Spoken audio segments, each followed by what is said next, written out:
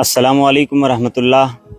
تمام جے کے معارف دیکھنے والوں کو میرا پیار بھرا سلام۔ سرزمین جموں و کشمیر میں بسنے والے تمام اہل ایمان کے لیے بڑی خوشی اور خوشکن خبر ہے۔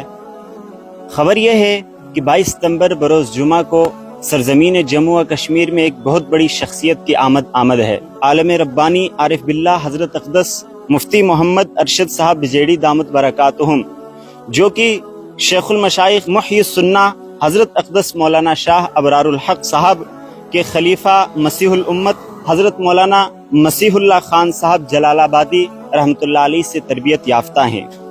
وہ حضرت تشریف لا رہے ہیں۔ مختلف اوقات میں مختلف جگہوں پر حضرت کے پروگرام کی ترتیب رکھی گئی ہے، جس کی تفصیل کچھ اس طرح ہے کہ بروز جمعہ یعنی 22 ستمبر بروز جمعہ کو مدینہ مسجد بٹھنڈی جموں میں حضرت کا جمعہ کے موقع پر ہی خطاب ہوگا۔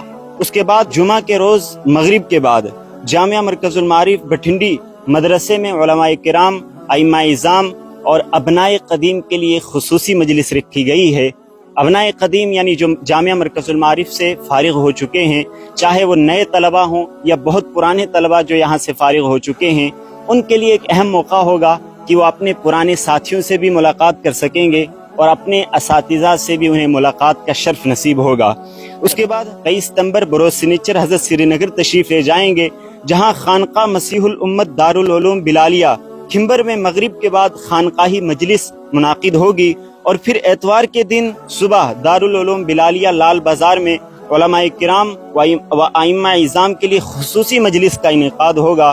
اسی روز عصر کے بعد دارالعلوم سواء السبیل کھانگی پورہ کولگام جلسے میں حضرت کا خصوصی بیان ہوگا۔ پھر سوموار کے روز صبح 10 بجے دارالعلوم سواء السبیل کھانگی پورہ کولگام میں ہی علماء کرام و ائمہ اعظام کے لیے خصوصی مجلس کا انعقاد ہوگا۔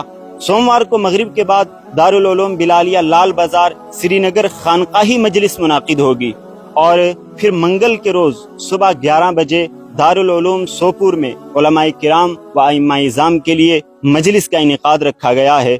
اور اسی دن مغرب کے بعد مسجد مرشدین کپواڑہ میں علماء کرام کے لیے خصوصی مجلس کا انعقاد کیا گیا ہے۔